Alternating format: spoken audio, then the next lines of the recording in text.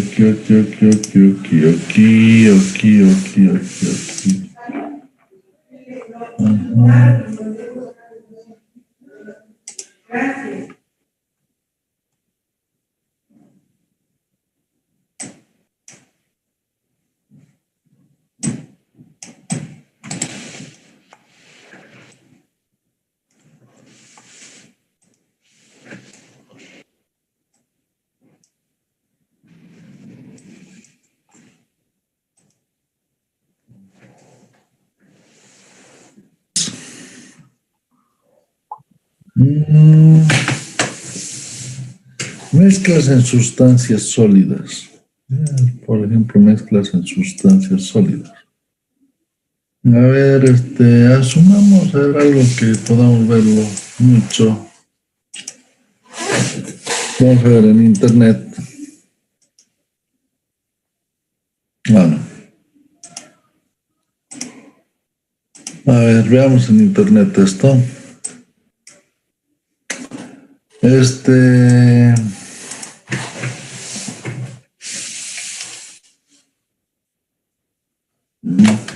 Diagrama metaestable hierro-carbono, ¿no?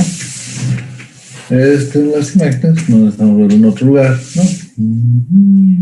Está muy bonito este diagrama, muy bonito, pero no necesitamos tanto. Vamos a ver este diagrama de aquí, que es el que lo muestra, ¿no?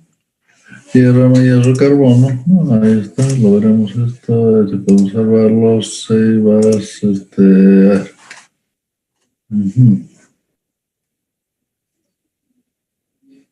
SVG, ¿por qué se va? ¿Qué sale como SVG? Ahí está. Ok, no sé si puedo editar esto. SVG, no, esto no me gusta. No me apasiona. Veremos. ¿Saben una forma de copias una partecita? Ay, qué locura.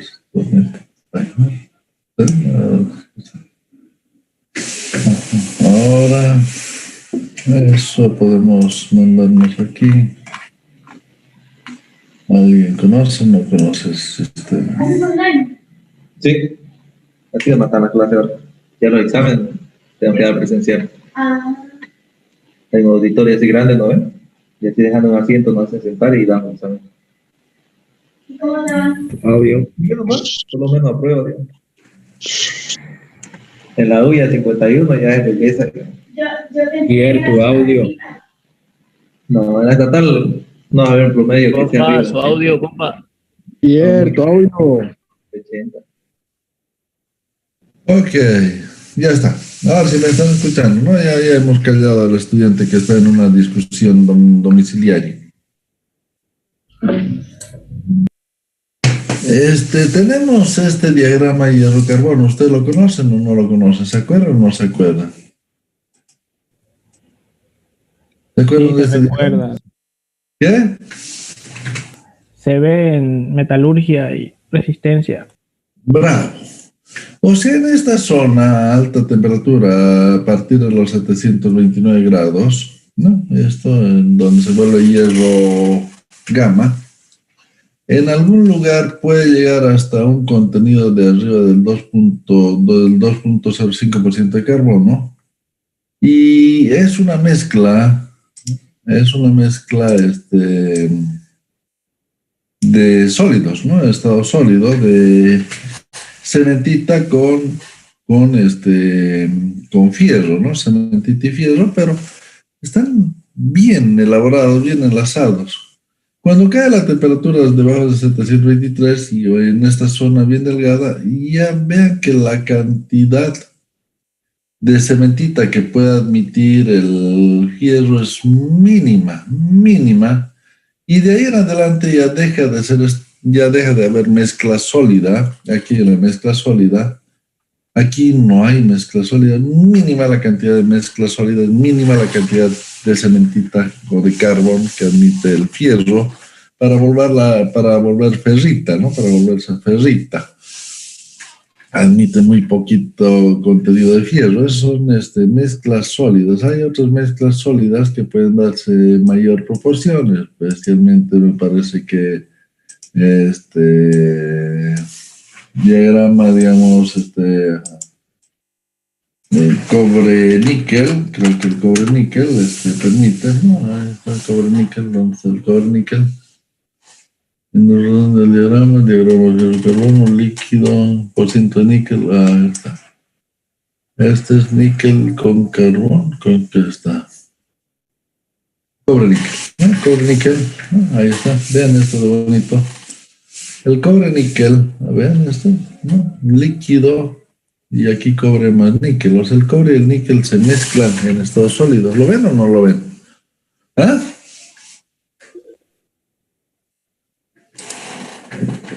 A ver si es que podemos salvar esto. JPG ya. Ahí está. Entonces, sólido es bien difícil, ¿no? Sólido es bien difícil. Aquí tenemos cobre-níquel, el hierro-carbón y el cobre-níquel. A ver, está. Aquí cobre-níquel. Cobre-níquel.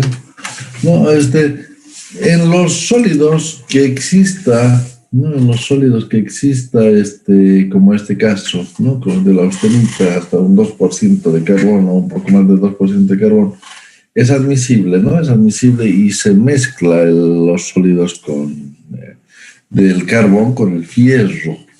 En ferrita muy poquita la cantidad que se puede mezclar de carbón con el fierro, ¿no? Muy pequeña cantidad de carbón puede ser absorbida por el fierro y que sea una solución sólida.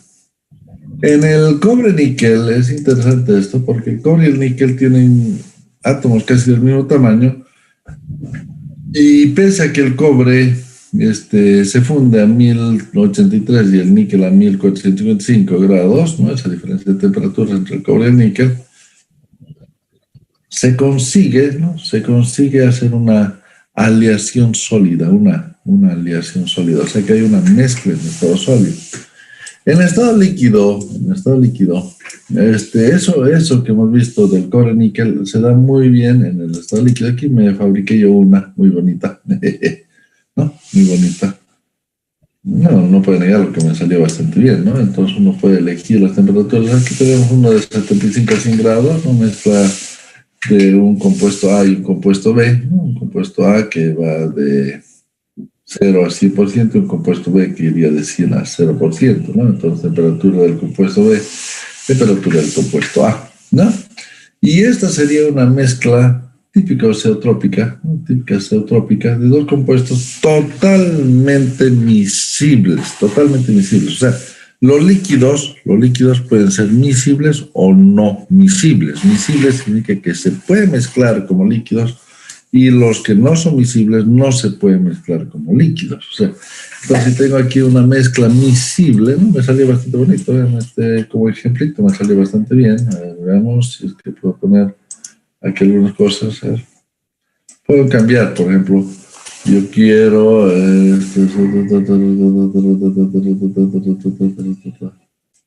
dew point y el otro es el...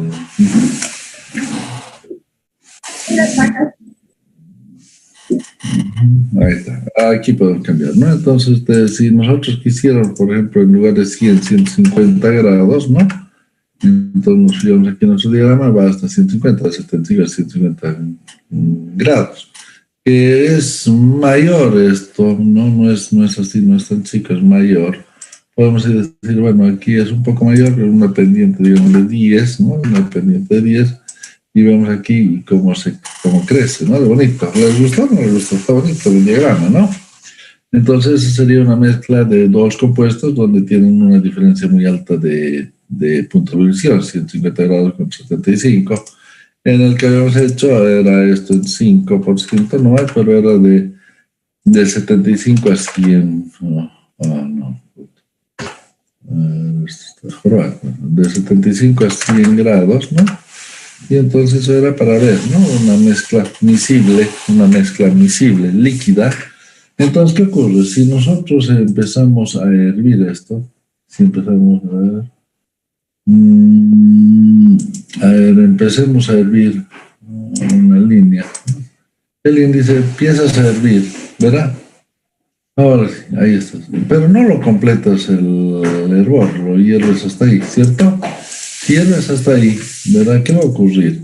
Que vas a tener esta parte de arriba, se llama el dew point punto rocío, y este de aquí abajo es el boiling point, punto de ebullición. Entonces, la línea roja es la punto de ebullición y la azul es punto de rocío, o sea, cuando está en vapor. Se forma la primera gota, estarías ahí en el azul. ¿Sí?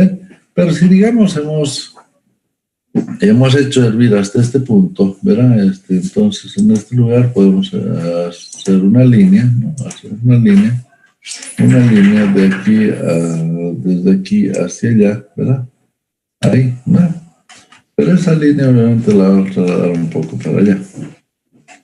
Ahí, ¿verdad? Y un poquito de ahí está. ¿Se dan cuenta entonces con esto qué le está diciendo? Que, oye, como estás hirviendo y la temperatura está en este punto, ¿no? A ver, como has hervido hasta esta temperatura, ¿verdad?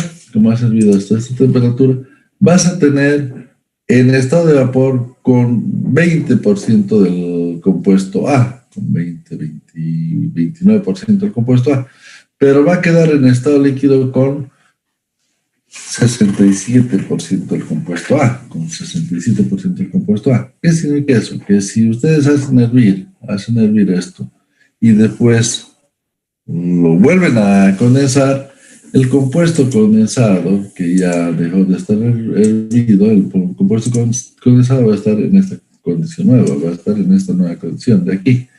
Lo cual significa que si antes tenían 46% de contenido de A, ¿no? De 46% de contenido de A, 54% de contenido de B. Aquí ya el contenido de A va a ser del orden del 67% y algo así como un 30% del compuesto de B. Entonces, ¿qué ocurre? Que han evaporado, y si condensaran en alguna oportunidad de condensaran, ese condensado van a un condensador y en un matraz, ese va a tener ya un 29% de A y va a tener un 68% de B, en lo que han llevado y han condensado. O sea, de esta forma, por sucesivas evaporaciones y condensaciones, esto vuelven a hervir, ¿no? Vuelven a hervir esto, vuelven a hervir hasta aquí, ¿verdad? Y entonces en este lugar va a haber otro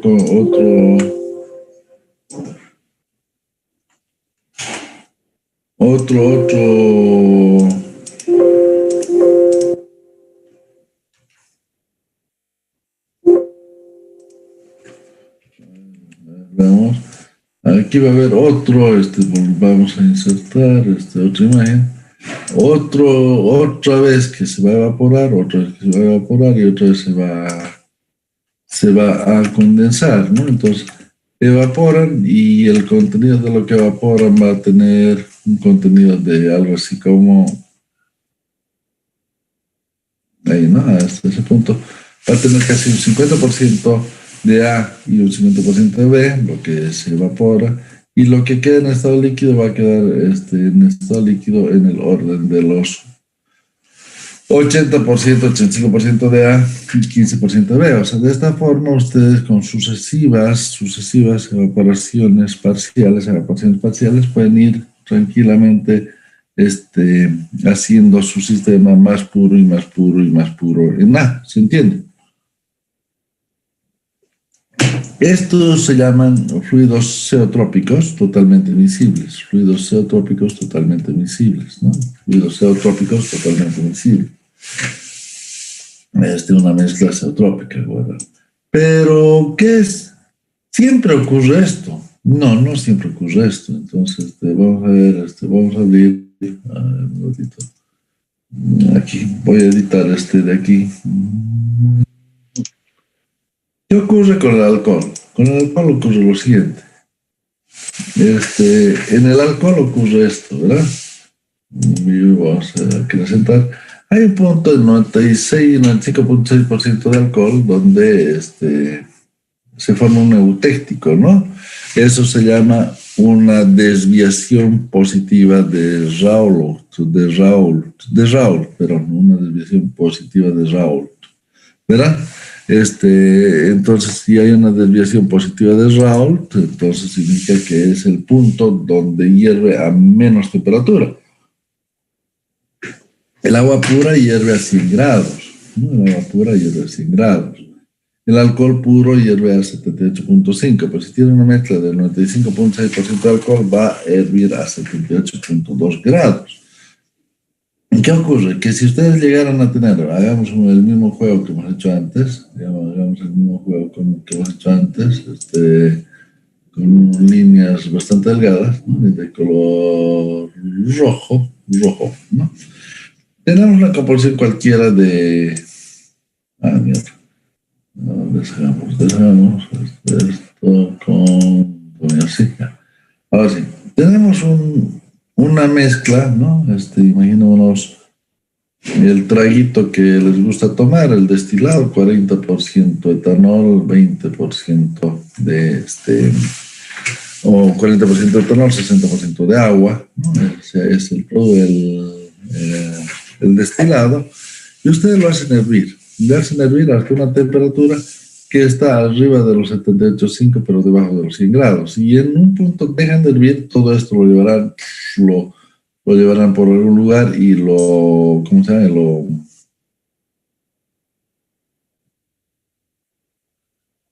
Ahí está.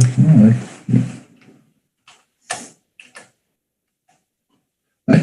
Entonces, ustedes lo hacen hervir y en ese punto, y lo que queda líquido quedará con esta composición nueva, ¿no? Lo que queda líquido va a quedar con esta composición nueva, lo van a poner en verde, y lo que quede en vapor quedará con una composición más rica en agua, y lo que queda en vapor, entonces viene hasta aquí, y lo que queda líquido que en esa condición más rica en agua, ¿no? Lo que queda en líquido queda más en una cantidad mayor de agua, y lo que queda en vapor y lo condensan va a quedar más rico en etanol, y lo que queda en líquido, lo que queda en estado líquido sin ebullir, es más rico en agua. Ahora, claro, por sucesivas destilaciones, ¿no? Este compuesto de aquí lo vuelven a hervir, llegarán hasta aquí, ¿verdad? Llegan hasta aquí, y por sucesivas destilaciones, ¿no? Esto lo vuelven líquido nuevamente, ¿no? Y vuelven eso a hacer hervir este contenido, lo vuelven a hacer hervir, y así sucesivamente pueden llegar a conseguir agua pura. Pero ¿qué es de lo que se vuelve vapor? Ustedes el vapor lo condensan, y una vez que lo condensaron este vapor, lo vuelven a hervir a otro punto de por aquí, lo vuelven a hervir a otro punto de aquí, ya van a conseguir un contenido mayor de etanol. Ya tengo un contenido mayor de etanol, viva, bravo. Pero si este contenido mayor en etanol, que lo he condensado, lo vuelvo a hervir hasta una temperatura intermedia, voy a llegar a tener aún más rico en etanol, más pobre en agua. Pero así puedo ir sucesivamente hasta que llego a un punto tal, ¿verdad? En este lugar, donde voy a alcanzar que voy a tener 95.6% de etanol, 95.6% de etanol y 0% de agua, y no voy a lograr por nada lograr purificar mi etanol más de eso, no voy a lograr purificar más de eso mi etanol, porque ahí es donde tengo el eutéctico, ¿no? Ahí tengo el eutéctico de mi mezcla que se vuelve azeotrópica, y entonces aquí vuelvo a hervir, vuelvo a condensar, vuelvo a hervir, vuelvo a condensar, y mi mezcla con 95.6% de etanol ya no la puedo purificar. Ahí se quedó y ahí se quedó. Y no tengo opciones porque estoy en un punto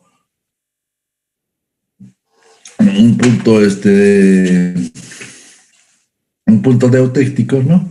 Donde ya no puedo, es en una desviación positiva, pero es el punto donde más baja temperatura hierve, y va a hervir todo a 78.2 grados. Y cuando quiero condensarlo, todo se condensa a 78.2 grados. O sea, se comporta como si fuera una mezcla pura, ¿no? Como si fuera una mezcla pura. Claro que no ocurre solamente en forma negativa, también puede ocurrir en forma positiva. No eso, pero en forma positiva, sino en forma negativa. Esta sería una desviación negativa, ¿no? Una desviación negativa de la ley de Raoult, ¿no? Una desviación positiva donde veo que una mezcla, digamos, de agua con ácido nítrico, 100% ácido nítrico, 100% de agua aquí, agua pura hierve a 100 grados, ácido nítrico puro hierve a 86 grados. Pero si tengo una mezcla que tiene una composición del 68% de ácido nítrico, 68% de ácido nítrico significa 32% de agua, esa mezcla hierve a 120 grados.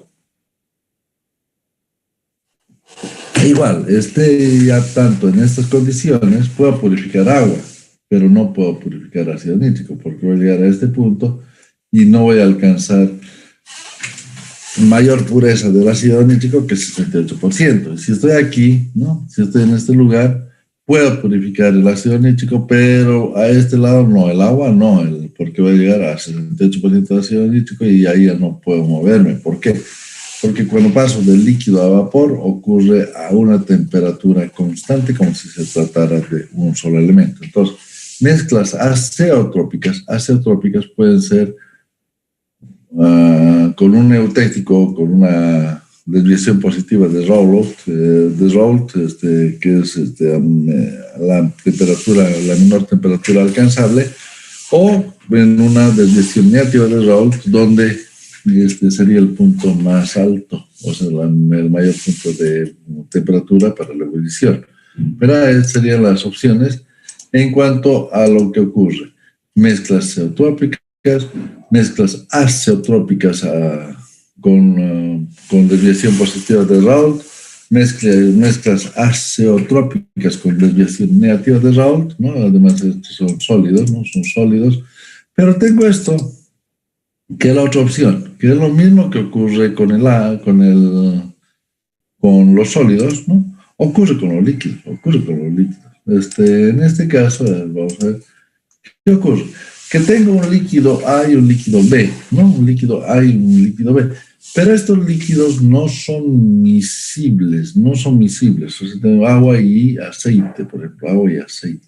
Entonces, toda esta zona de aquí es que no tengo 100% de agua, sino que tengo un poco de aceite contenido en el agua y aquí tengo un poco de agua contenido en el aceite. O sea, significa que puedo un poco, o sea, no es que nada del agua no lo acepte el aceite, o nada del aceite lo acepte el agua, no, no son miscibles, pero llegan a un punto de saturación donde el agua va a poder absorber un poco de aceite, o sea, ustedes echen aceite en un río,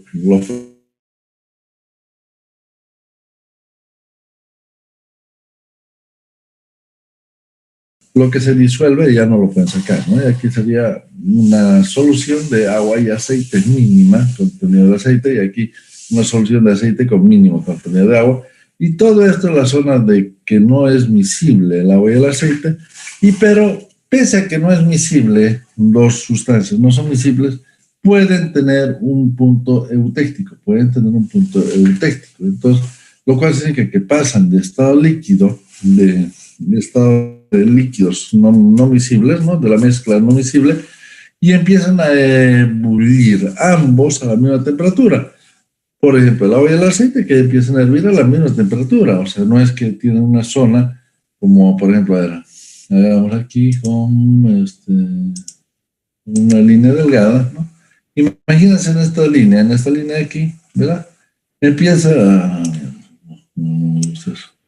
Ahora sí, en esta línea de aquí, la hagamos con rojo para que se note. En la mierda, no me gusta, muy grueso. Ahora sí. En esta línea de aquí, vean, en esta línea de aquí, van a llegar a este punto donde empieza a hervir en este punto, empieza a hervir, ¿verdad? Empieza a hervir y aquí hierve en estas dos condiciones. Aquí, si ustedes esto lo vuelven a licuar, va a quedar líquido con un contenido mayor del componente B, o mejor dicho, un líquido con contenido mayor de este componente, del componente azul, ¿no? Y menor de este otro componente. Y este va a evaporar, o sea, esta mezcla va a evaporar en esta condición, ¿no? Va a evaporar en esta condición y esta se va purificando un poco, pero pueden ir purificando hasta que lleguen a la zona de mezcla, y por una vez que lleguen a la zona de mezcla pueden comprender la fracción molar del componente A en su totalidad, y del componente B perderlo, ¿no? Y en ese otro lado no puede llegar más que hasta este punto del eutéctico. Pero si tiene una mezcla con esta composición química, ¿no? Empieza a hervir y todos los componentes, hasta que no terminan de hervir, todos los componentes están a la misma temperatura, pese a que los componentes no son miscibles, lo cual significa que en el estado líquido no se mezclan, ¿no? Entonces, para que dos líquidos se mezclen, tienen que ser miscibles, ¿no? Entonces, aquí es donde ya tenemos el concepto. Los líquidos se mezclan solo si son miscibles. Y si se mezclan los líquidos, cuando cambian de estado, pueden hacerlo de una forma ceotrópica, que es la forma normal, ¿no? La forma normal, que es la que nos muestra este diagrama, ¿no? De una manera ceotrópica, ahí está. Ahí, ¿no? De una forma ceotrópica, como muestra este figuro, o de una forma azeotrópica con desviación de la ley de Raoult positiva, o con la desviación de la ley de Raoult negativa. Pero pueden tener líquidos que no se mezclan en estado líquido, salvo en una pequeña cantidad, pueden ser absorbidos, y que también contengan un eutéctico, y que también pueda esa mezcla no miscible líquida evaporar a temperatura constante. Entonces, una cosa es que sean miscibles o no sean miscibles, y si son miscibles, sean azeotrópicos o ceotrópicos de esta forma, o sean azeotrópicos con un punto, un eutético, o en este caso este punto, donde hierven a una sola temperatura y se comportan como si fuese un fluido único, y no una mezcla de fluidos, ¿verdad?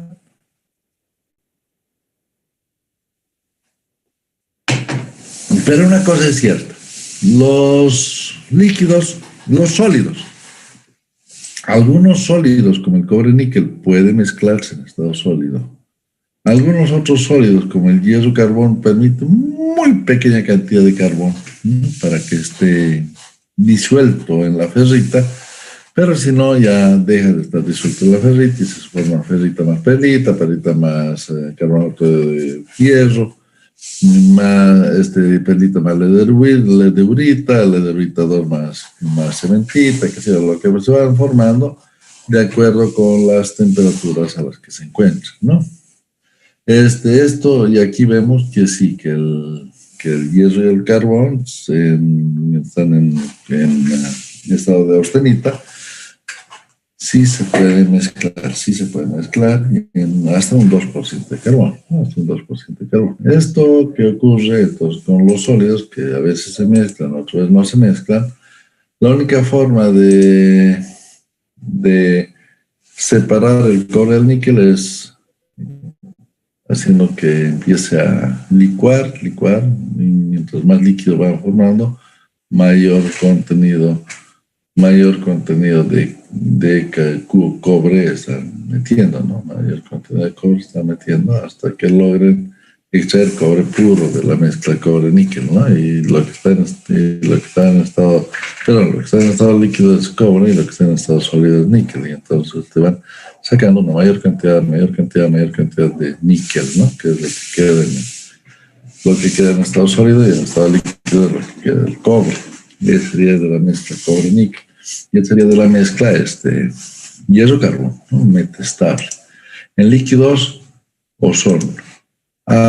son ceotrópicos, que se comportan de esta forma, azeotrópicos con desviación positiva de la ley de Raoult, azeotrópicos con desviación negativa de la ley de Raoult, no miscibles con un punto eutéctico o no miscibles sin punto eutéctico, que sí, o sea, tienen varias formas en las cuales los líquidos pueden o no pueden mezclarse, los líquidos. Pero los gases se mezclan siempre, Entonces, esa es una propiedad de los gases, todos los gases se mezclan, y cualquiera sea el gas o cualquier otro gas, se van a mezclar, siempre, ¿ok? Entonces ahora veremos en refrigeración lo que se llama mezcla de gas. Ajá.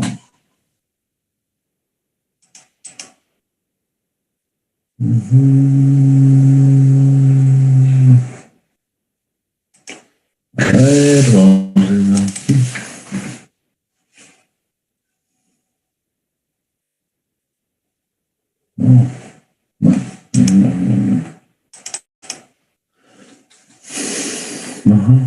Mezcla de gases.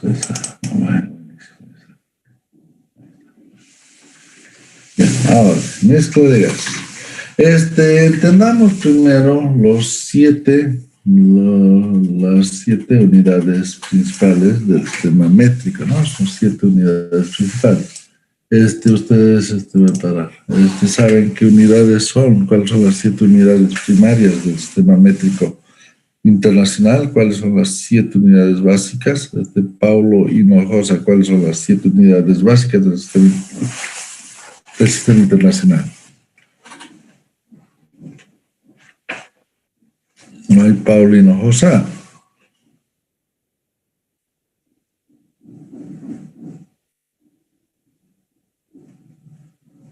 Luis Manaca, ¿cuáles son las 7 unidades básicas del sistema internacional? ¿Sabes?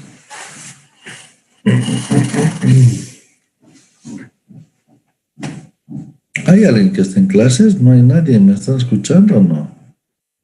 Estamos escuchando aquí. Ay, gracias, Rosel. ¿Quieres tú ayudarme y decirme cuáles son las 7 unidades?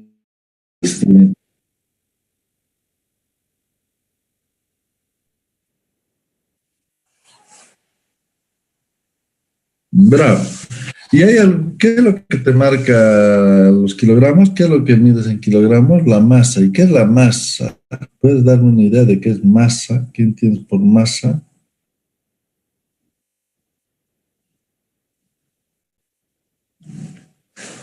¿Tienes una idea, Rosel, de qué es la masa? ¿Cómo puedes definir la masa?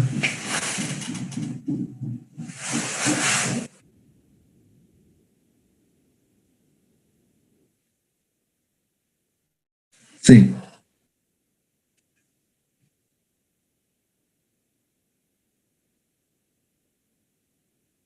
No, eso es atracción gravitatoria el peso. No tiene nada que ver. El peso es atracción gravitatoria. Es la cantidad de materia que tiene un cuerpo en el espacio. A ver. Y a ver, Rosel, para explicarle a tu compañero Gabriel, ¿le puedes decir qué es el mol?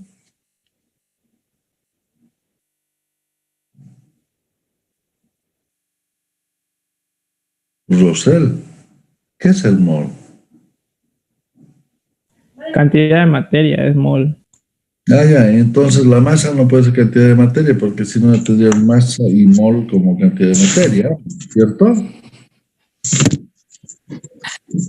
A ver, Lema, ¿qué puedes aportar a la discusión que tienen tus compañeros?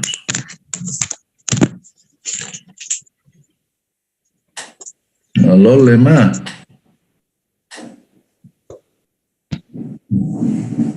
Ah, ya se cayó. Aló. Te escucho, Kevin.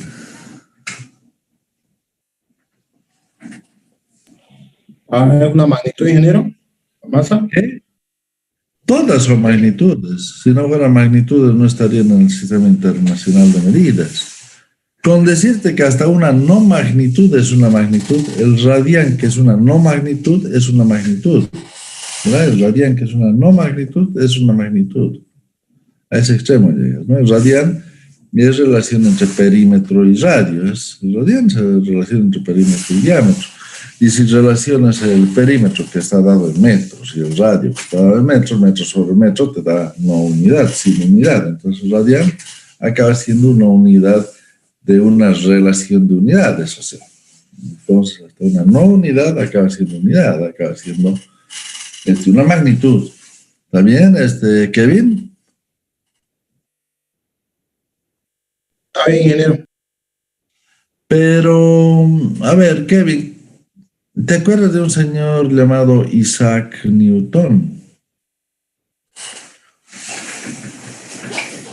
Sí. ¿Cuáles son las 3 leyes de la mecánica que elaboró Isaac Newton? ¿Te acuerdas?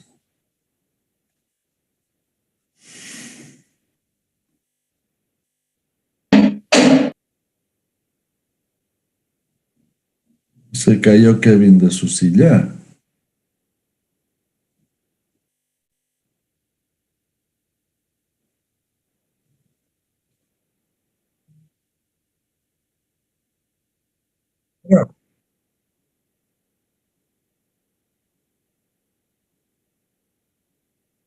Y que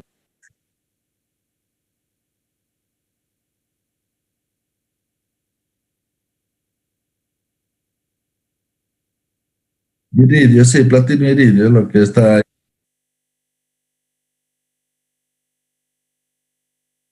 En el Buró de Medidas de París, en el Buró de Medidas de París. ¿Pero qué es masa? O sea, masa es un prototipo de platino iridio. Eso es masa. Ingeniero, masa tiene que ver con la inercia, ¿no ve? Ahí andas mejor, Jan, andas mucho mejor. ¿Qué ibas a decir, Aldo? Es la fuerza. ¿Qué? La fuerza.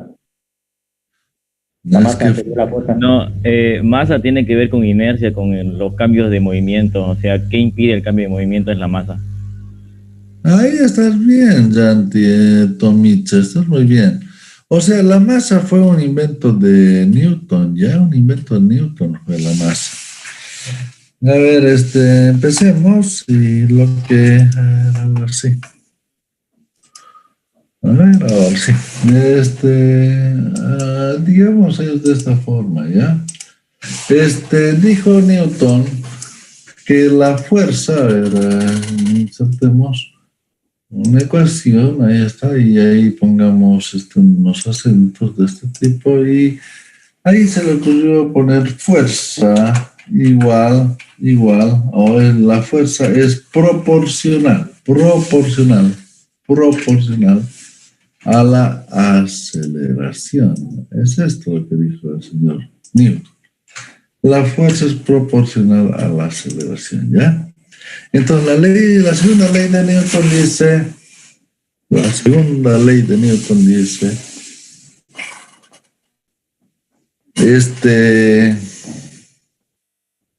que la suma de las interacciones sobre un cuerpo provocan un cambio en la velocidad del mismo, Entonces, la fuerza provoca un cambio de velocidad. Y el cambio de velocidad se entiende por aceleración. Aceleración es un cambio de velocidad. Ah, ya, perfecto. Entonces, la fuerza provoca una aceleración. Entonces, si es así, habrá que creer, pues, de que existe una masa en el medio, ¿no? Una masa que multiplicada por la aceleración nos da la fuerza.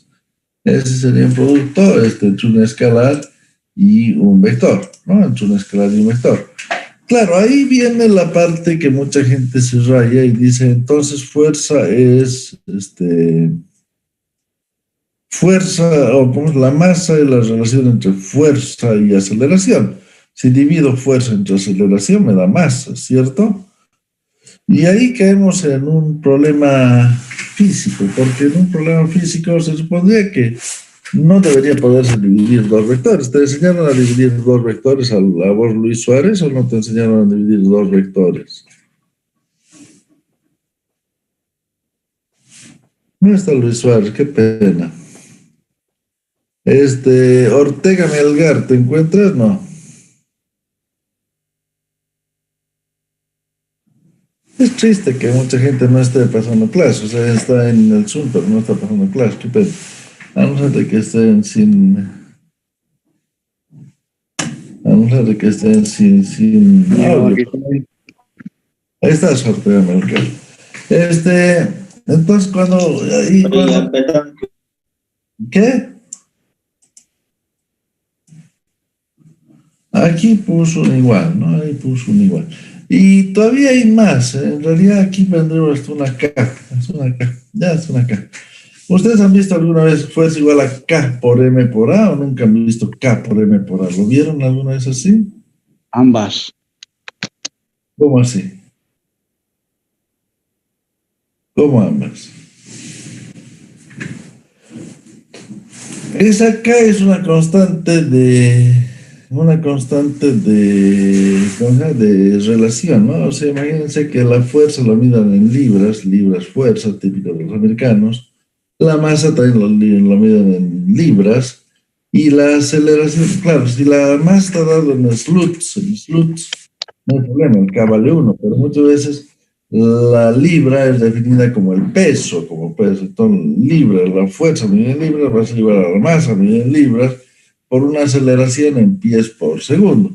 Uy, entonces libra fuerza es igual a libra masa por pie sobre segundo al cuadrado. No, no puede ser así. Entonces necesitas una K, una constante K, que te equipare las unidades. En el sistema internacional, al decir que la masa va a estar medida en kilogramos, ¿no? Y la aceleración va a estar medida en metros por segundo al cuadrado y la fuerza en newtons, no necesitamos de esa K, pero ten cuidado que en otras unidades internacionales sí. Ahora, si bien no es posible dividir fuerza entre aceleración, uno se infiere de por sí que si la masa es más grande, la fuerza provocará un menor cambio de velocidades. Cuando la masa es más pequeña, la misma fuerza provocará un mayor cambio de velocidades. Entonces, es el concepto de masa como inercia, ¿no? Como lo dijo Jan Tomicha, es inercia, ¿no? La inercia de un cuerpo se mide en masa. Ahora, ¿estás de acuerdo con eso, Rosela, o no?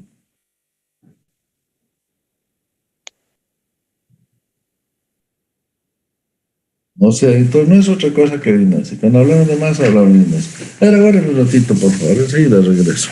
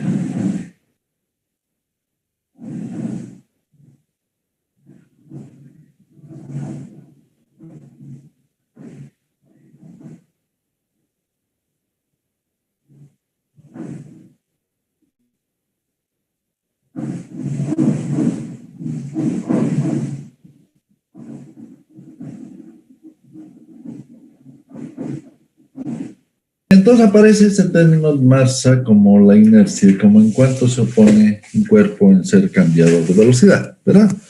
Ahora bien, sobre este concepto,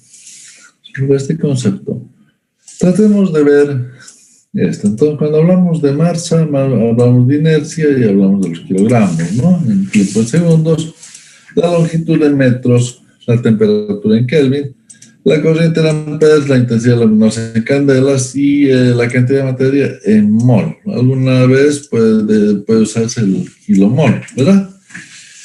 El PRC del número de Avogadro, que es de 6.022 por 10 a la 23 moléculas que existe en un mol, y en un mol que es en 22.4 litros, ¿verdad?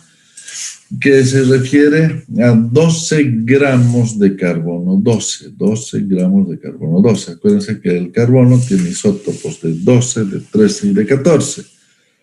El carbono 12 es el más estable de todos, es recontraestable. El carbono 14 es el más inestable, es radiactivo y es el que contiene, el que se va perdiendo, ¿no?, de los cuerpos orgánicos. De esa forma se puede calcular la edad de los dinosaurios en el contenido de carbono 14. Pero carbono 12 es lo más estable que existe sobre el universo que conozca el ser humano y por eso se mide en 12 gramos de carbono 12.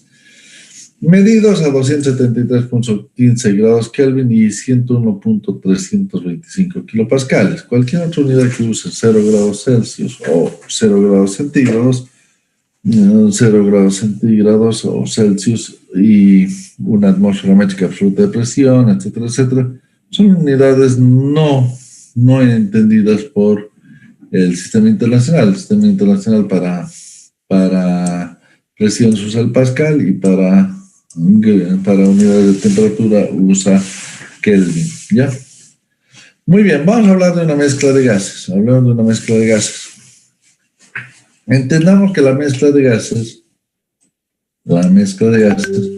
tengo una masa, ¿no? Una masa de la mezcla que va a ser igual a la masa 1 más la masa 2 más la masa 3 y sucesivamente de todos los componentes que conforman la mezcla de gases, un componente I genérico y hasta llegar a los N componentes de la masa. Entonces, la masa de la mezcla es la suma de las masas de cada uno de los componentes.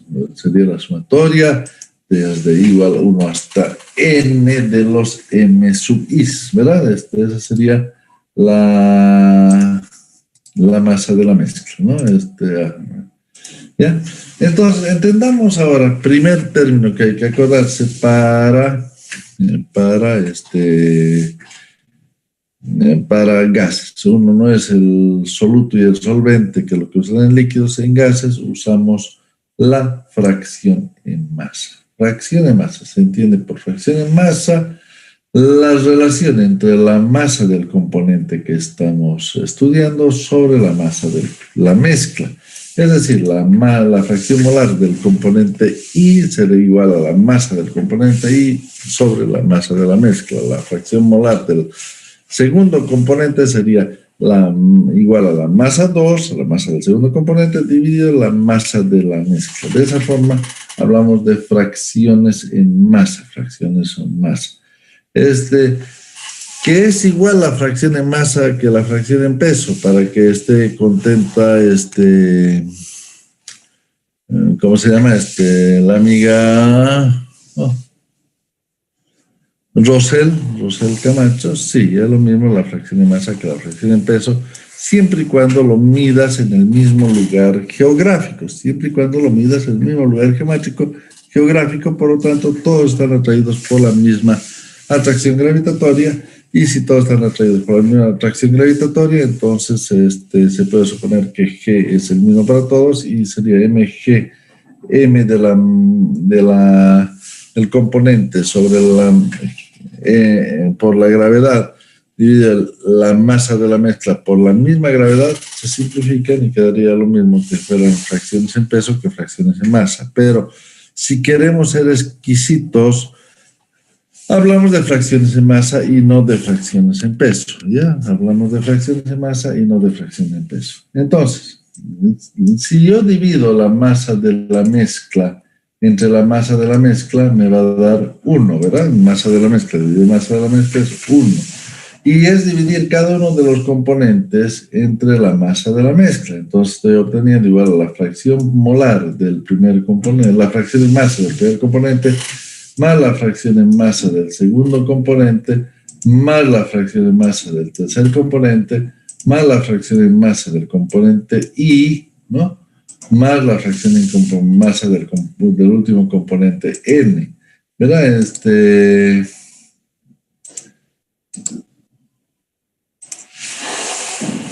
En este caso, entonces, tenemos que la sumatoria de todas las fracciones en masa, va a ser 1.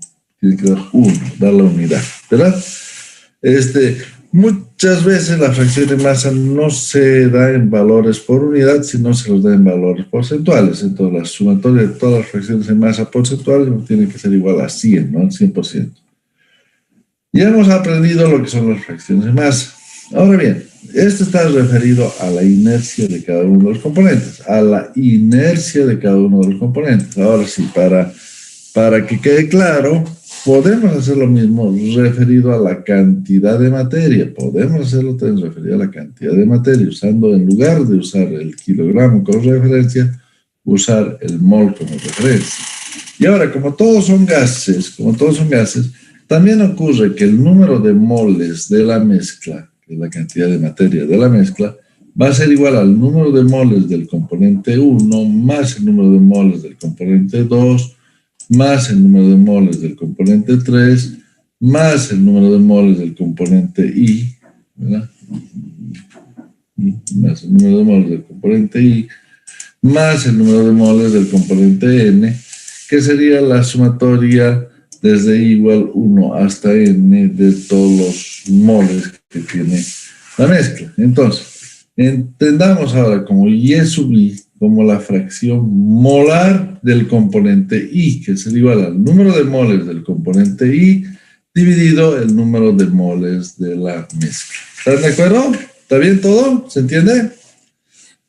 Igualito que hemos definido fracción de masa y luego hemos dividido la masa de la mezcla entre la masa de la mezcla, dividimos el número de moles de la mezcla sobre el número de moles de la mezcla, entonces eso queda 1, ¿verdad? Es 1, y sería igual a la fracción molar del componente 1 más la fracción molar del componente 2 más la fracción molar del componente 3 más la fracción molar de los componentes sucesivos hasta llegar al componente I, y más la sumatoria hasta llegar al último componente N, la fracción molar del último componente, igual a la sumatoria de todas las fracciones molares. La sumatoria de todas las fracciones molares es igual a 1.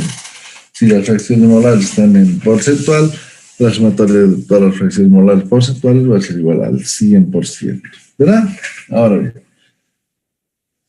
entendamos esto. La masa de una sustancia, de una molécula expresada en gramos, que existe en 22.4 litros, medido es la masa molecular. ¿Qué es la masa molecular? La masa de una sustancia, molécula expresada en gramos, que existe en 22.4 litros, medidos a 273.15 grados Kelvin, y una atmósfera métrica absoluta de presión, o sea, 101.325 kilopascales, 0 grados Celsius, y una atmósfera métrica absoluta. Atmósfera métrica absoluta, atmósfera técnica absoluta. Ahora bien, ¿cómo sé cuál es la masa de una molécula? ¿Cómo sé cuál es la masa de una molécula? ¿Cómo es la cantidad? La cantidad es la masa molecular de las unidades, la cantidad de la masa molecular de las unidades expresadas en gramos. Entendamos esto. Veamos ahora la tabla periódica. Ahora sí, vamos aquí. Tabla periódica. No, hasta ahora no me bajé nunca una tabla periódica, ¿verdad? Pero aquí tengo una tabla periódica muy bonita, me la voy a bajar. Ahí está. Ahí está, qué bonito, ¿no? Se puede bajar. Sí vas. Papá, ese, ajá. Ustedes han usado este sistema. Sí, tengo una bonita, un poquito más grande, un poco más grande, me gusta un poco más grande. Ahí está, me gustó. Ahora podemos usar, un poquito más arriba. Sí, así, la agrandamos un poco más. Ahora sí, agrandamos un poco más nuestra tabla periódica. Ahora sí me gustó. Está bonito, ¿no? Entonces ahora copiémoslo. A ver, desde aquí.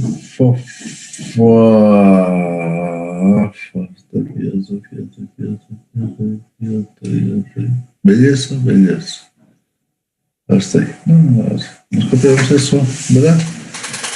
Ahora no lo llevamos aquí. Windows accesorios, Painters, Control. Files, áreas. PNG, tabla periódica.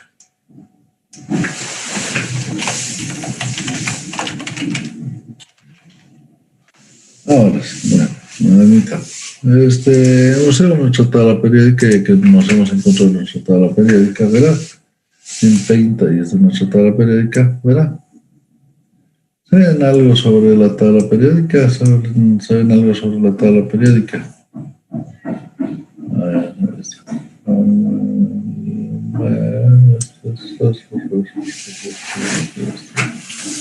Ahora, ahí está nuestra tabla periódica. Aquí ponen como ejemplo el fierro, el hierro, ¿no? Que es la tabla periódica, el número 26, número atómico, ¿no?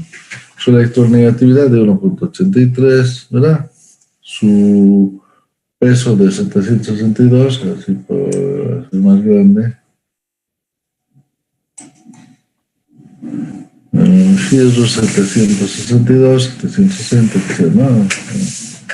Creo que no me salía tan bonita mi tabla. No me salía muy bonita mi tabla.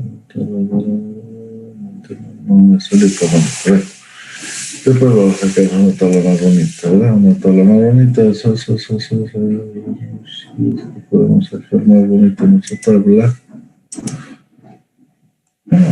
Aquí sale bonito. ¿Por qué no sale bonito ahí?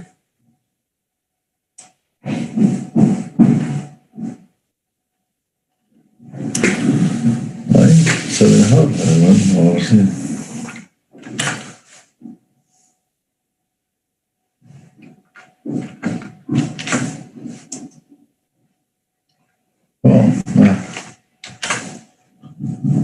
Ahora sí, a ver si nos sale bonito.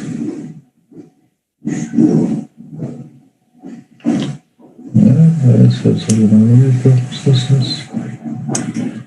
A ver si sale más bonito ahora.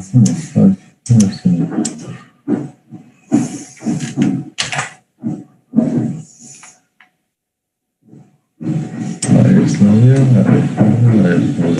Muy bien, muy bonito. Podemos eliminar esta parte de aquí.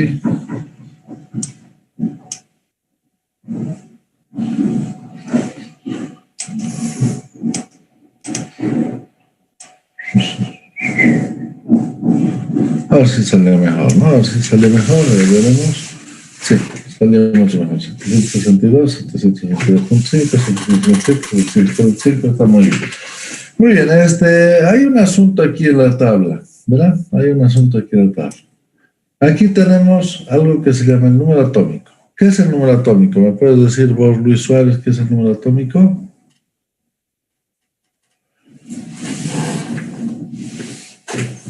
¿Aló? ¿No hay Luis Suárez? ¿No está? Limachi Blanco, ¿estás vos ahí? No estás.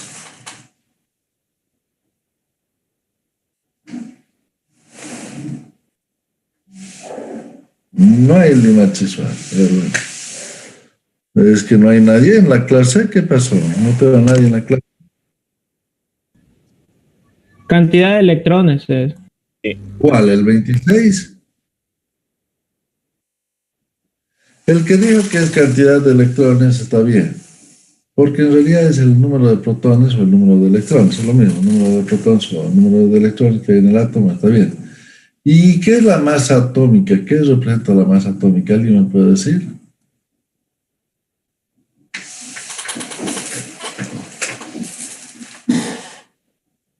¿Aló? ¿No hay nadie que me pueda decir que es la masa atómica? Veamos al señor oxígeno, 15.9994, casi 10. En realidad no es cuánto pesa, Te voy a mostrar un átomo de... No, te voy a mostrar algo, ¿ya? Te voy a mostrar. A ver, veamos un átomo de oxígeno, ¿ya? Un átomo de oxígeno. A ver, veamos el átomo de oxígeno. ¿Cómo es el átomo de oxígeno? ¿Ya? Y veamos en imágenes el átomo de oxígeno. Velo a este átomo de oxígeno. A ver, podríamos hacer este así. Este yo creo. Sí, se ve bien. 1, 2, 3, 4, 5, 6. No se nota muy bien. A ver, alguno que se note más bonito. Este es otro más bonito, ¿no? Como átomo de oxígeno, ¿verdad? Este es un átomo de oxígeno mostrado especialmente para la familia de la universidad, ¿ya? Este es el átomo de oxígeno. ¿Qué es lo que ves aquí, Russell? ¿Qué ves aquí? Electrones.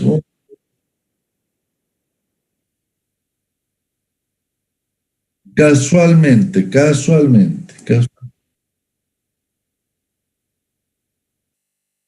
O sea, protones y neutrones, protones y electrones siempre son la misma cantidad. Siempre la misma cantidad de protones y de electrones. Pero los neutrones puede que no sean la misma cantidad. ¿Cuántos protones tiene? 8, 3, 6, 7, 8. ¿Cuántos neutrones tiene? Tú contaste, Rosel, y dices que tiene 8.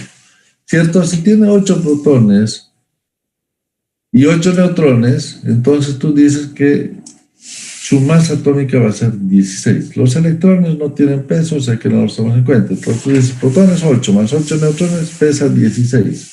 En la tabla periódica te dice un poquito menos, 15.9994. A ver, veamos aquí, vamos a ver algo. Isótopo del oxígeno 15, oxígeno 15. Hay isótopos de 16, 17. Oxígeno 15. Isótopos del oxígeno. Aquí hay isótopos del oxígeno. Entonces, fíjate aquí.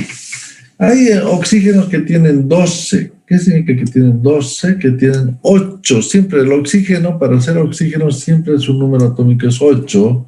Porque si deja de tener número 8, se vuelve 7 y es nitrógeno, si se vuelve 9, se vuelve flúor, ¿verdad? Para que sea oxígeno, tiene que tener 8 protones. ¿Estás bien? ¿Estás de acuerdo, Rosel? Ya, entonces no queda otro. Para que se llame oxígeno, tiene que tener 8 protones. ¿Ya? Y si tiene 7, no, ya se llama nitrógeno. Y si tiene 9, no, ya se llama flúor. Si tiene 8, se llama oxígeno. Si tiene 8 protones, se llama oxígeno. Pero hay isótopos del oxígeno que tienen 12 de peso. ¿Qué significa? 8 protones más 4 neutrones, 12. Entonces este tiene 4 neutrones. Pero hay oxígenos que tienen 28 de peso, que tiene 20 neutrones. ¿Te das cuenta? Entonces tienes oxígenos que pesan 20 como oxígenos que pesan 12. Pero la gran mayoría de los oxígenos pesa 16. La gran mayoría del oxígeno pesa 16, ¿verdad? Entonces, si ustedes quieren ver el isótopo 15, ¿no? El isótopo 15, no, ahí está. Entonces, el oxígeno 16 es el que más hay, ¿no? El que más existe. Entonces, el oxígeno 16 es un isótopo estable del oxígeno que tiene 8 neutrones y 8 protones en su núcleo. Su masa, 15,994 unidades, en realidad 16. El oxígeno 16 es un isótopo de oxígeno que más abundante representa el 99.762% de la abundancia de la Tierra. ¿Está bien? Pero es 16, pesa 16. ¿Está bien? Pesa 16. 15,994, no, es 16. El oxígeno pesa 16. ¿Está bien? ¿Por qué? Porque tiene 8 protones y 8 neutrones, pesa 16. El oxígeno que tiene 15 protones y 15 neutrones va a pesar 15. El oxígeno que tiene 14 va a pesar 14. ¿Está bien? Esos son los pesos. Los pesos, entonces, de los pesos atómicos, o las masas atómicas, las masas que tiene un átomo, se llaman peso atómico, pero en realidad son las masas atómicas, es el número de protones más neutrones que tiene. Pero el promedio de todos los isótopos que tiene, o sea, de todos los isótopos, el promedio es 15,994. Veamos aquí el hidrógeno, ¿no? Y veamos aquí, te voy a mostrar aquí 3, ¿ya? Átomo del hidrógeno. Y tú vas a ver el hidrógeno, que en principio sería un solo atomito, ¿no? Es este, ¿verdad? Un protoncito y un electrón, un hito y un hito. Eso es el átomo del hidrógeno, ¿verdad? El átomo del hidrógeno es un protón y un electrón. Ese sería el átomo del hidrógeno, ¿están de acuerdo? Entonces pesaría 1, pero vemos aquí que es 1.007, un poquito arriba de 1. Claro, porque existe otro señor que en lugar de llamarse hidrógeno lo suelen llamar deuterio.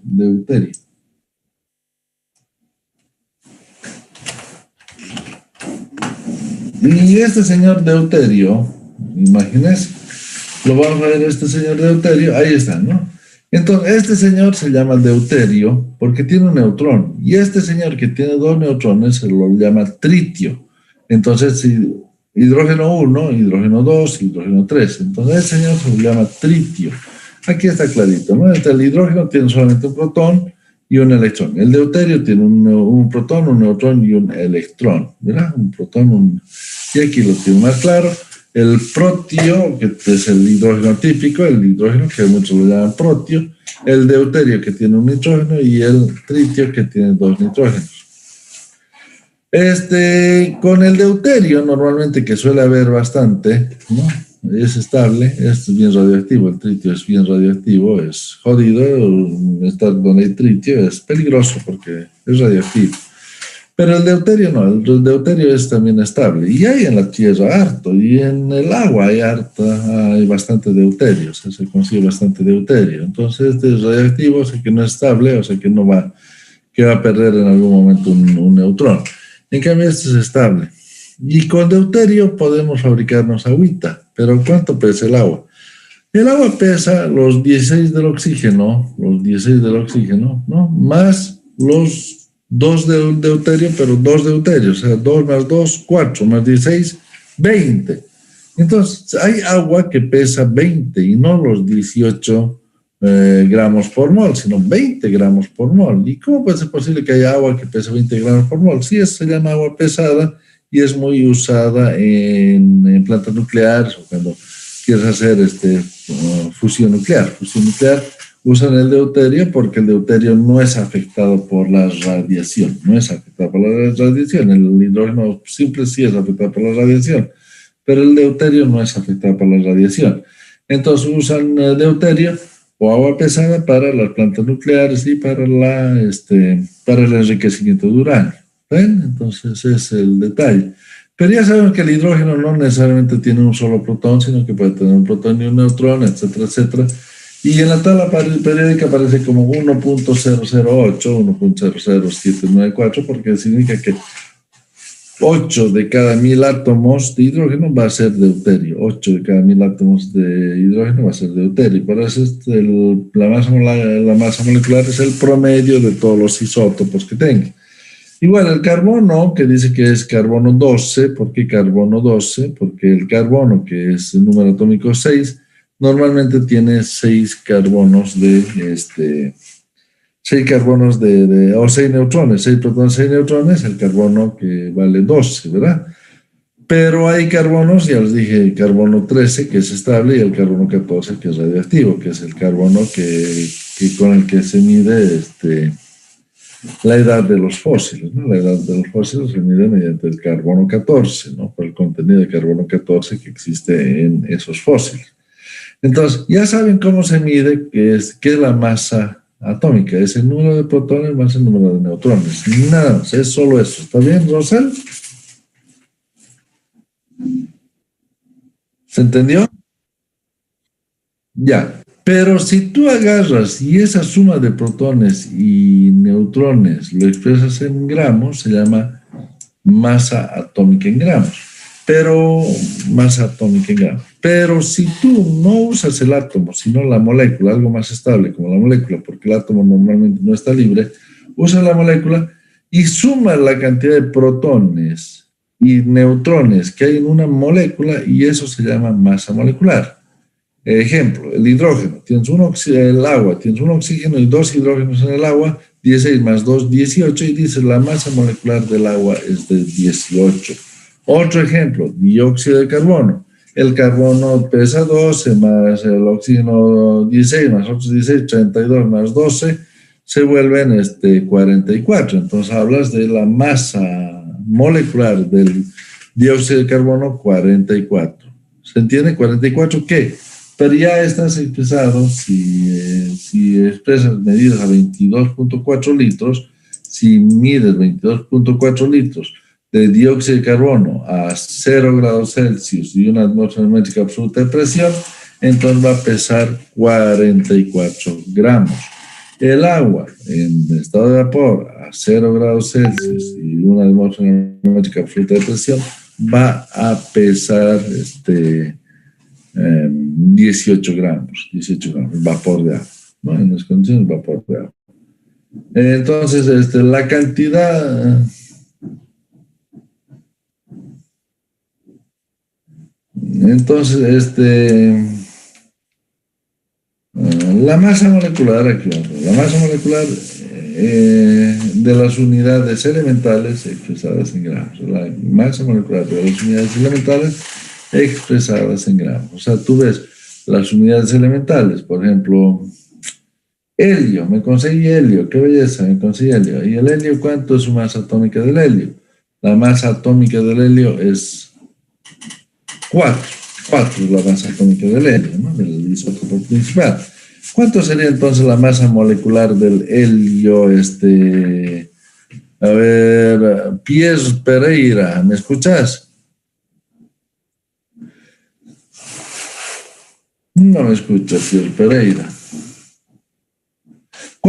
¿Tú, Fidel Ali Marca, estás escuchando o no? Sí, ingeniero, lo escucha. Ya, entonces, si la masa atómica del helio es 4, ¿cuánto será la masa molecular del helio?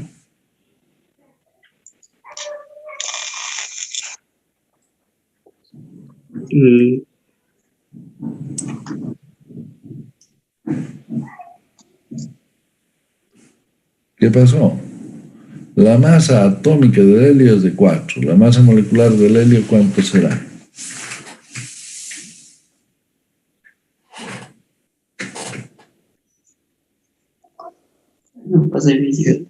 De 2, ingeniero. ¿Qué? ¿Qué es lo que dije? ¿Qué es la masa molecular? ¿Qué es la masa molecular? Rosel, por favor, contale a tu compañero que me está atendiendo qué es la masa molecular.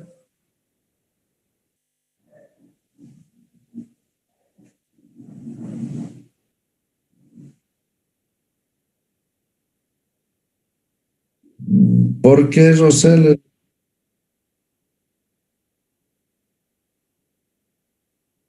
Ya, la masa molecular del helio. ¿Por qué?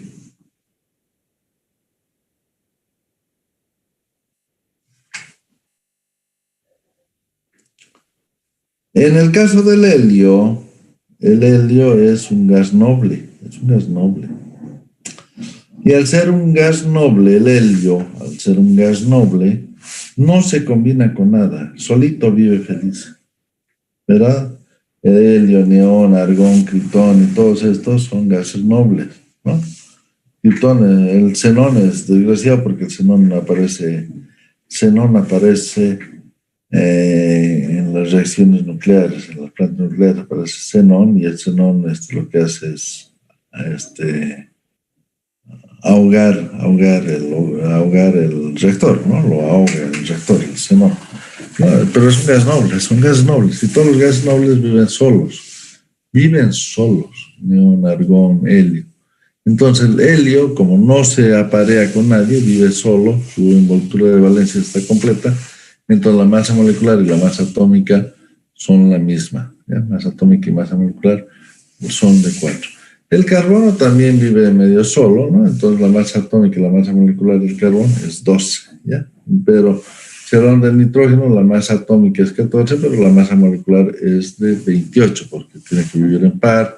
El oxígeno tiene que vivir en par, la masa atómica es 16, la masa atómica es 16 y la masa molecular vale 32, ¿no? Del oxígeno la masa molecular vale 32. En el caso del flúor, el flúor también no puede vivir solo, entonces vale 19 la masa atómica y vale 38 la masa molecular del flúor, ¿verdad? Lo mismo el azufre es 32, el cloro 35 masa atómica, masa molecular 70, ¿no? 35 por 70. Cloro entonces tiene 70 de masa molecular.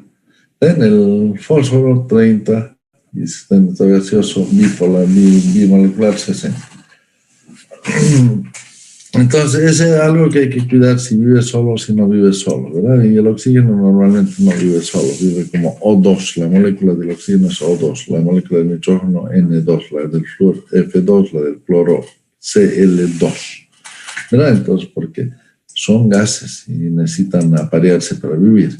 Entonces, muchas moléculas son diatómicas, muchas moléculas pueden ser monoatómicas, entonces lo que nosotros tenemos que sumar es la cantidad de protones más la cantidad de neutrones que hay en la molécula para la masa molecular. En otras palabras, un átomo de oxígeno tiene 8 protones y 8 neutrones, pero en una molécula de oxígeno donde hay 2 oxígenos que se han juntado, ahí ya no hay 8, hay 16 protones y hay 16 neutrones, o sea, ya la masa molecular del oxígeno sería 32.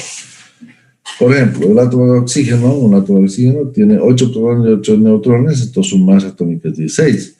Pero para poder existir en la naturaleza, el oxígeno debe estar acompañado de otro oxígeno, por lo menos, porque también el ozono son 3 oxígenos. Entonces el oxígeno molecular más estable es el O2, que es el O2, es el oxígeno molecular, es decir, una molécula de oxígeno tiene 2 átomos de oxígeno.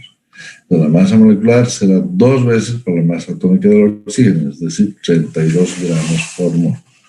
Existe una relación entre las masas y el mol. Vamos a tratar de ver ahora esto. Esto es otra cosa. Creo que aquí es suficiente. Ya. Ahora vamos a ver la relación que existe entre fracciones en masa y fracciones molares. Ok, vamos a ver la relación que existe entre fracciones en masa y fracciones molares. Bueno, a ver, veremos. Se entiende por masa, entonces la masa molecular por el número de moles, ¿cierto? ¿Es así o no es así? Entonces, en 32 gramos de oxígeno tengo, ¿no? En 32 gramos de oxígeno tengo un mol. Si tengo 64 gramos de oxígeno voy a tener 2 moles. Entonces, lo que hago es la masa molecular, la multiplico por el número de moles y tengo la masa del elemento. La masa es masa molecular por número de moles. Entonces, por ejemplo, si tengo 4 moles de oxígeno, ¿no? Entonces tengo 4 moles de oxígeno, pesarán, por ejemplo, moles de oxígeno, ¿no?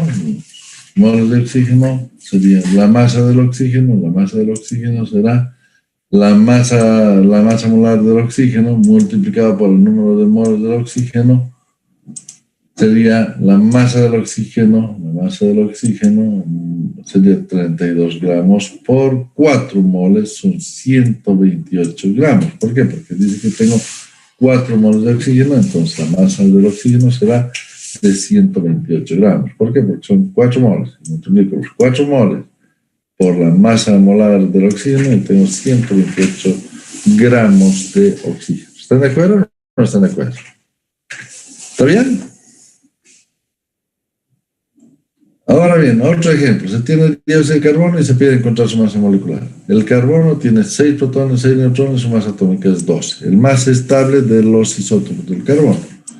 El oxígeno tiene 8 protones y 8 neutrones, su masa atómica es 16. Y el dióxido de carbono tiene un carbono y 2 oxígenos, tendrá entonces 16 más 12 más 32, 44 gramos por mol. En la ecuación 1, si la masa es igual al número de moles por la masa molar, por la masa molecular, ¿verdad? Podemos obtener aquí es igual a la masa molar. La masa molar es igual a la masa dividida el número de moles. En una mezcla tenemos la masa de la mezcla, ¿no? En una mezcla tenemos la masa de la mezcla y tenemos un número de moles de la mezcla, ¿verdad? Entonces, la masa de la mezcla es la masa molar aparente de la mezcla. ¿Por qué masa molar aparente? Porque en una mezcla tú no vas a ir a contar protones y neutrones. No es posible, ¿verdad? Si tienes una mezcla si tienes oxígeno puro, eso pesa 32 gramos por mol. ¿Por qué? Porque contaste 8 protones, 8 neutrones multiplicado por 2, 32. Si tienes carbono, si tienes dióxido de carbono, perdón, en un dióxido de carbono tienes 44 gramos por mol, y ya lo sabes, 44 gramos por mol porque tienes, cae en el carbono 6 protones, 6 neutrones, en el oxígeno 8 protones, 8 neutrones, sumas 8 más 8 más 6, la cantidad de protones del dióxido de carbono, y 8 más 8 más 6, la cantidad de neutrones del carbono, del dióxido de carbono, sumas y te da 44. Entonces, perfecto, sé cuánto es la masa molar del dióxido de carbono, sé cuánto es la masa molar del oxígeno, pero ¿qué ocurre si tengo 50% de oxígeno, 50% de dióxido de carbono? Tengo una masa molar de la mezcla, ya anda a contar los protones y neutrones, y por este lado tiene 32, por el otro lado 44, ¿y cómo los vas a contar? O sea, y bueno, contaré todos y dividiré entre 2, o sea, sería medio loco hacer eso. Entonces, la alternativa que ustedes tienen es hablar de una masa molar aparente. Es la masa molar aparente, que es igual a la masa de la mezcla dividido el número de moles de la mezcla. Entonces, la masa molar aparente de la mezcla, porque no tiene una masa molar, porque tiene una masa molar aparente. Entonces, la masa de la mezcla será igual a sumatoria, sabemos, ¿no? Que la masa de la mezcla es igual a la sumatoria desde igual 1 hasta n de los m sub i dividido la sumatoria desde igual 1 hasta n de los n sub i. ¿Por qué? Porque la masa de la mezcla es igual a la masa del componente sobre el número de moles de la mezcla. Pero la masa de la mezcla es sumatoria de las masas, y el número de moles de la mezcla sumatoria de los números de moles. Pero el NI o el MI, cualquier masa genérica, va a ser el número de moles sub i multiplicado por la masa molar sub i. Entonces, en lugar de poner MI, voy a poner, entonces la sumatoria es la masa de los MI sobre los MM, ¿verdad? Entonces, la masa de la mezcla, la sumatoria de los MI sobre el número de moles de la mezcla, va a ser igual a la masa de la mezcla igual a la sumatoria de los NIs por MIs sobre el número de moles de la mezcla, ¿verdad? Esa sería entonces la forma en que encontramos la sumatoria que la masa de la mezcla sería la masa molar de la mezcla, sumatoria de los números de moles por las masas de la mezcla subís, dividido el número de moles de la mezcla,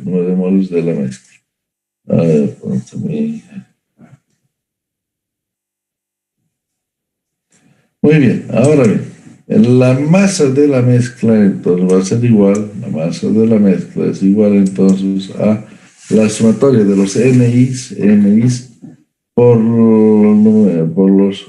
sobre los NMs, NI sobre NM, multiplicada por la masa de los masa molar, la masa molar aparente, entonces igual a la sumatoria de los NIs sobre NI por los MIs, por los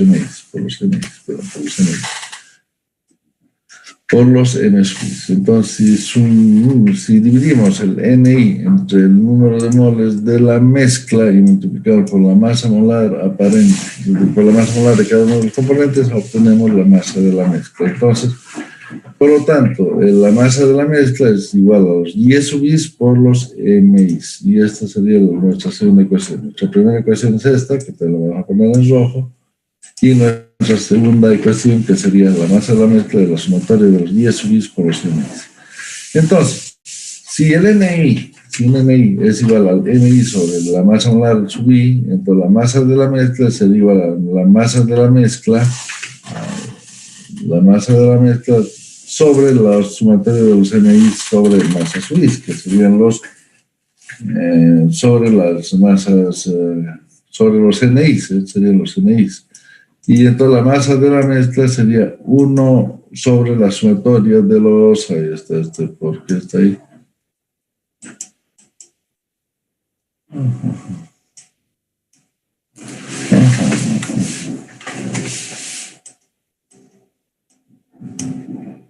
Yo sé que es, ¿por qué no se ve aquí chiquita, aquí grande?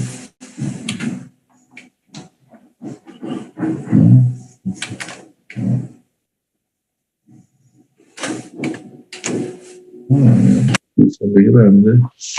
Ya sé. Entonces, este está en calibre. Entonces, desde aquí los NI son los masas sub I sobre la masa molar sub I, entonces la masa de la mezcla, la masa molar de la mezcla es igual a la masa de la mezcla sobre la sumatoria de los MI sobre MIs, que son los NIs. Entonces, si es así, la masa molar aparente de la mezcla va a ser 1 sobre la sumatoria, ¿no?, de los MI sobre los MMs por el MI sobre MM por los MIs, porque es MI sobre MM sobre MI. Entonces sería la masa molar de la mezcla. Entonces, por tanto, la masa molar de la mezcla es 1 sobre la sumatoria de los MFI sobre la masa sub I. Entonces, de esta forma encontramos también la masa molar de la mezcla en función de las fracciones de masa, y así sacamos la masa de la mezcla como la sumatoria de las Y sub I por las masas sub I. Relación entonces entre fracción de masa y fracción molar. Entonces, de aquí sacamos que el MFI, ¿no?, es igual al MI sobre MM.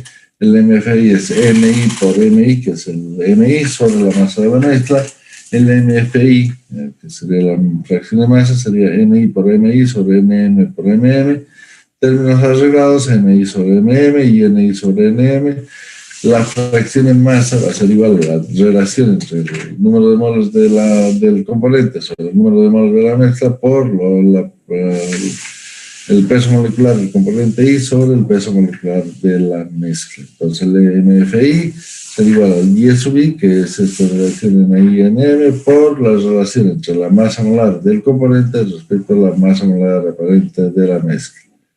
Ahora, si yo quiero de otra forma, el Y sub I va a ser igual entonces al MF sub I, el Y sub I es MF sub I por la masa de la mezcla sobre la masa individual o la masa molecular individual del componente I. De una o de otra forma lo tiene. ¿Sí? Ahora un ratito, ahora vuelvo.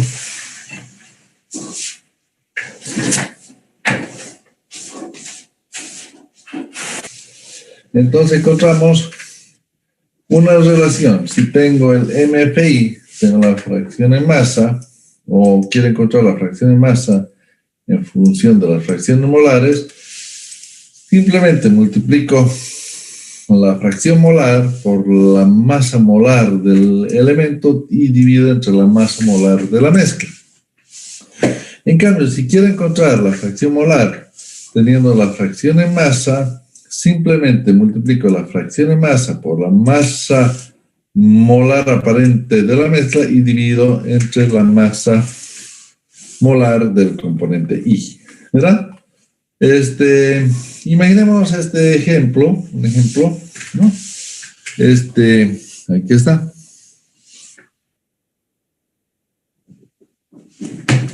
Y quiero encontrar la masa molar aparente teniendo fracciones de masa. Lo podemos llamar 4.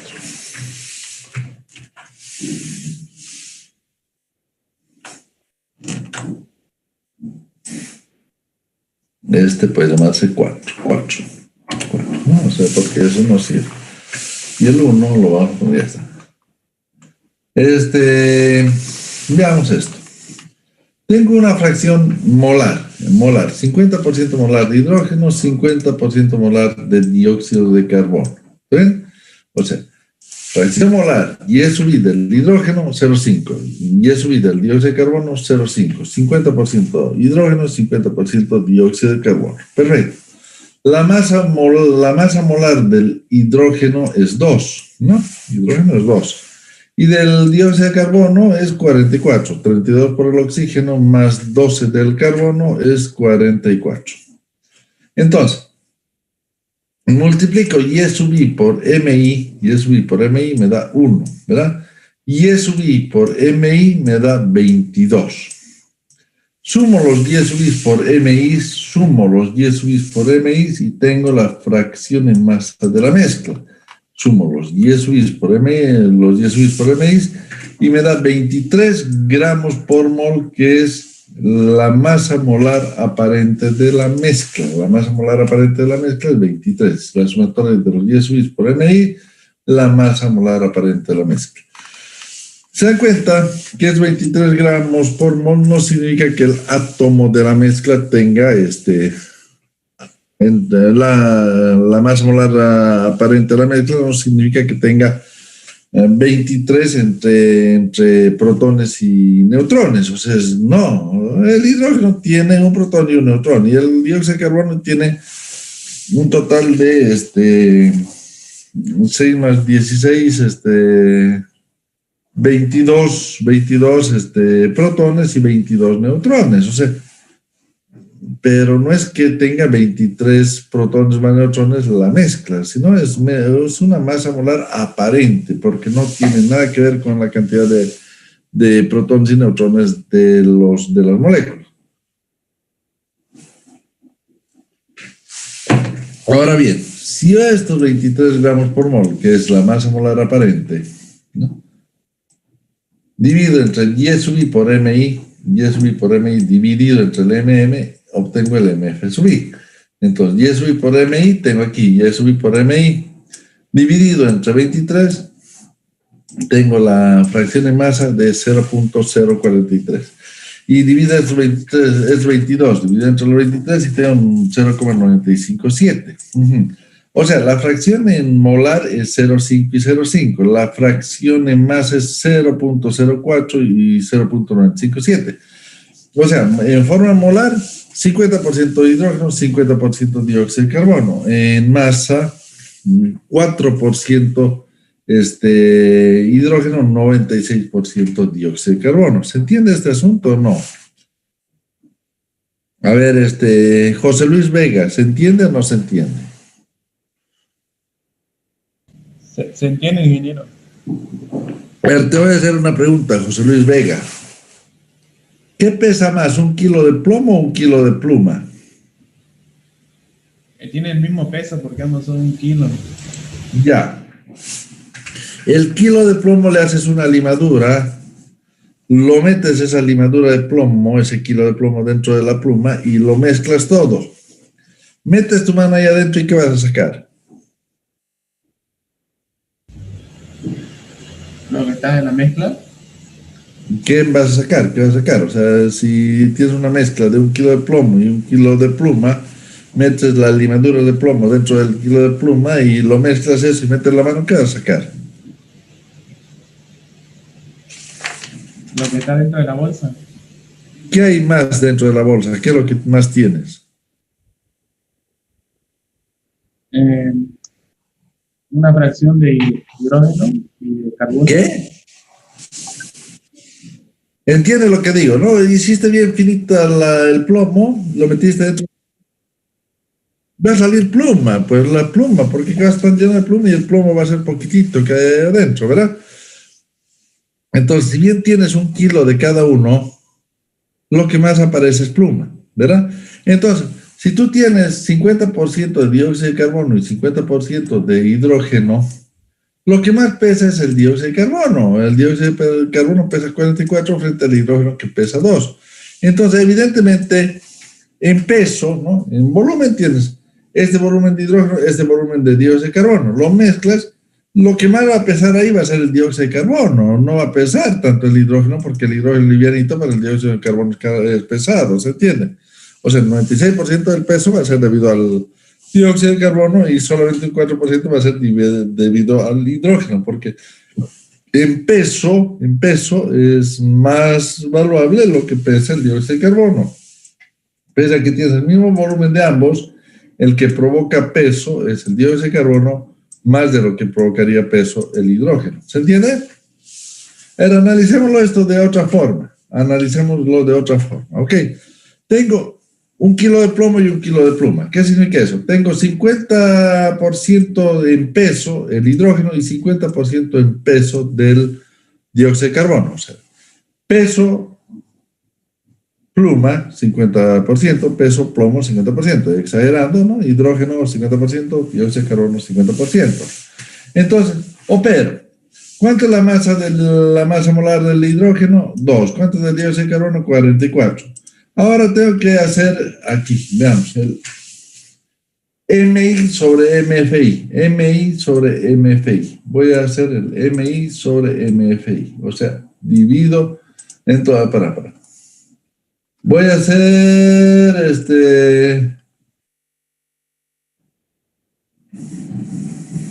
MFI sobre MI. MFI dividido MI.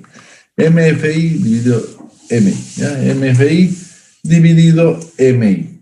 Divido esto entre esto y me da 0,5 entre 2, 0,25. 0,5 dividido entre 0,40 entre 44, 0,01136. Estoy dividiendo el MFI entre el MI, ¿no? MFI entre MI. Y me da la sumatoria de los MFI sobre MI, la sumatoria de los MFI sobre MI, se me da 0,26, 0,25 más 0,01, 0,26, 13, ¿verdad?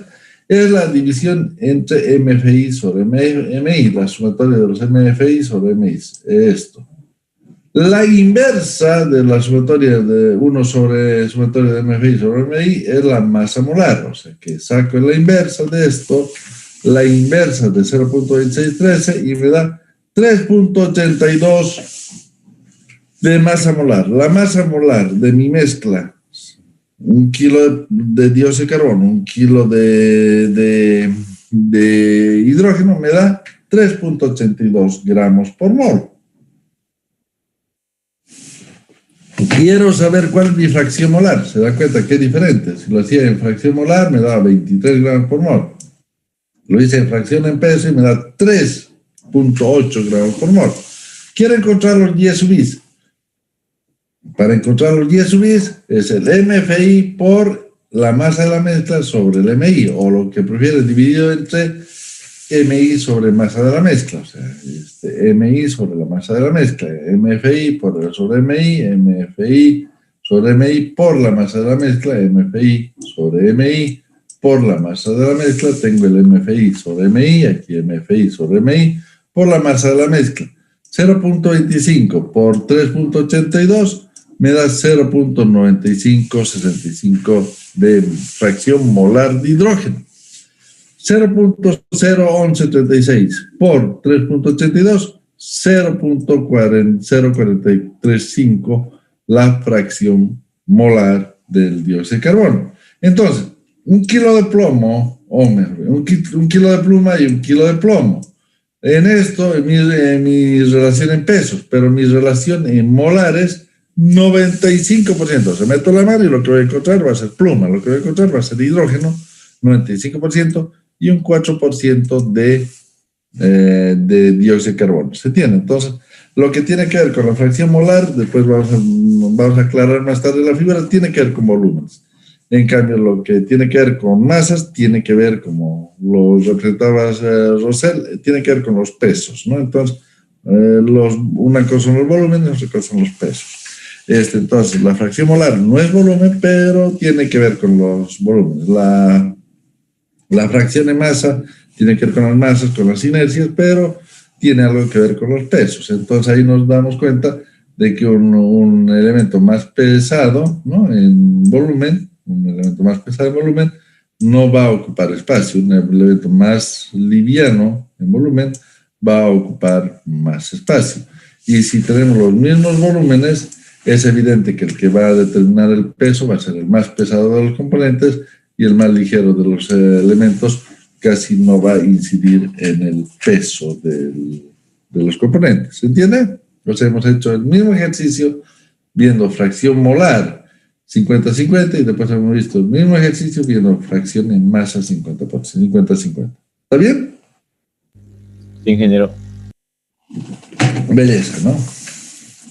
Bueno, después vamos a ir haciendo este componente 3 del oxígeno, ya la siguiente clase, ya se nos hizo tarde, ya son un poquito, ya son las 4.